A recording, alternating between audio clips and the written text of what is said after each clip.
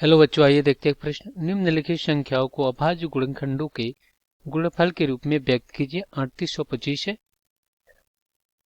तो हम क्या करेंगे, यहाँ पे मुख्य अवधारणा लिखेंगे। मुख्य अवधारणा। तो ये क्या होगा इस प्रश्न के लिए? तो देखिए, अभाज्य गुणनखंड निकालना है। तो अभाज्य गुणनखंड हमें अभाज्य संख्याओं से भाग देकर निकाला जाता है।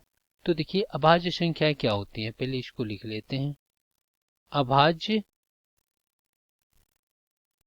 संख्याएं वे संख्याएं जो खुद के अलावा केवल एक से विभाजित हो, वह अभाज्य संख्याएं होती हैं। जैसे अगर हम यहाँ पे उदाहरण से समझे, उदाहरण से तो क्या आपका दो अभाज्य संख्या है, फिर तीन अभाज्य संख्या है, पांच अभाज्य संख्या है, सात अभाज्य संख्या है, 11 अभाज्य संख्या है, 13 अभाज्य संख्या है, 17 अभाज्य संख्या है, फिर आपका 19 अभाज्य संख्या है, 23 अभाज्य संख्या है, 29 अभाज्य संख्या है इत्यादि। ये आपका अभाज्य संख्या है। इसके बाद 31 पे अभाज्य संख्या होती है, फिर आपका 37 अभाज्य संख्या होती है, 41 अभाज्य संख्या होती है। इस प्रकार से अभाज्य संख्या होती है जो खुद के अलावा केवल एक से भाजित हो। अब हम क्या करेंगे, दिए गए प्रश्न को हल कर लेंगे। चलिए हल कर लेते हैं। तो यहाँ पे क्या है, 3825। अब इसका अभाज्य गुणनखंड निकालने के लिए हम क्या करेंगे, सबसे छोटी अभाज्य संख्या का प्रयोग करेंगे। अब लेकिन यहाँ पे देखिए क्या है, अंत में 5 है, तो 2 से भाजित तो होगा नहीं, क्योंकि लास्ट में हमें 4 या 0 या 8 होना चाहिए। तो हमारा 2 से भाजित नहीं होगा, क्योंकि अब देखिए ये 2 से भाजित होगा नहीं, क्योंकि यहाँ पे लास्ट में हमें क्या चाहिए, 0, 8, 5 यानी कि सम संख्या 0। अब देखिए, अब हम क्या करेंगे, सबसे छोटी संख्या से भाजित करेंगे। तो ये 2 से भाजित होगा नहीं, क्योंकि लास्ट में यहाँ पे क्या है, विषम संख्या है। तो यहाँ पे अब हम क्या करेंगे, 3 से भाजित करेंगे। तो देखिए इनका अंकों का योग कितना है, 7 3 10, 10 8 18, जो कि 3 से भाजित है। तो हम 3 से भाजित कर लेंगे।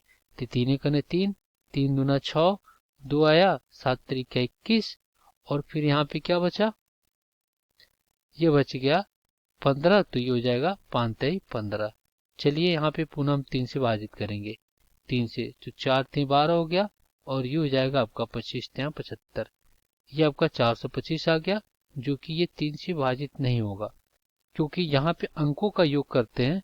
तो ये आपका क्या हो रहा है, 11 हो रहा है, जो कि ये 3 से भाजित नहीं हो पाएगा। तो हम क्या करेंगे, अब 5 से भाजित करेंगे। 5 से भाजित करेंगे क्योंकि यहाँ पे लास्ट में 5 है। तो ये हो जाएगा 5 से भाजित। तो देखिए 15 40, और फिर यहाँ पे 2 5 50 25, 85 आ गया। पुनः यहाँ पे क्या करेंगे, 5 से भाजित करेंगे। तो 17 25 85। पुनः यहाँ पे अब हम क्या करेंगे, 17 से भाजित करेंगे। तो ये आ गया, क्योंकि 17 अपने आप में एक अभाज्य संख्या है। तो यहाँ पे लिखेंगे अतः अतः अभाज्य गुणनखंड का गुणनफल रूप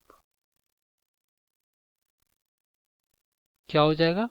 देखिए यहाँ पे कितना है, 3825। इसका गुणनफल रूप क्या आ गया, 3 गुणे 5 और गुणे में कितना, 17। यही क्या हो जाएगा, आपका उत्तर हो जाएगा। आशा करते हैं बच्चों ये प्रश्न आपको समझ में आया होगा। धन्यवाद।